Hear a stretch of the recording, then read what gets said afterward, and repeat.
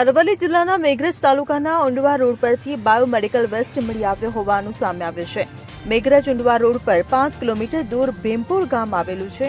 આ ગામના bus stop પાસે રોડની સાઈડમાં કોઈ ઈસમ દ્વારા ગેરકાયદેસર રીતે બાયોમેડિકલ વેસ્ટ મળી આવ્યો છે। દર્દીઓને ચડાવેલ ખાલી બોટલો, વપરાયેલ ડિસ્પોઝેબલ ઇન્જેક્શનમાં નાખેલ સિરિન્જ વગેરે ઝેરી બાયોમેડિકલ વેસ્ટ મોટી સંખ્યામાં મળી આવ્યો હતો। આ જાહેર રસ્તે રોજના હજારો વાહન ચાલકો પસાર થાય છે, તો અસંખ્ય રાહદારીઓ, ખેડૂતો, નાના બાળકો પણ પસાર થતા હોય છે। ત્યારે આવા ઝેરી મેડિકલ વેસ્ટના કારણે લોકોના આરોગ્ય માટે ખતરો ઉભો થાય છે। ત્યારે સરકારનું આરોગ્ય વિભાગ સતર્ક બને અને આવું ગેરકાયદેસર કૃત્ય કરનાર તત્વોને શોધીને દંડનીય કાર્યવાહી થાય એ હવે જરૂરી બન્યું છે। Bureau report CN24 news. હવે જુઓ દેશ દુનિયાની તમામ ખબરો તમારી આંગળીના ટેરવે।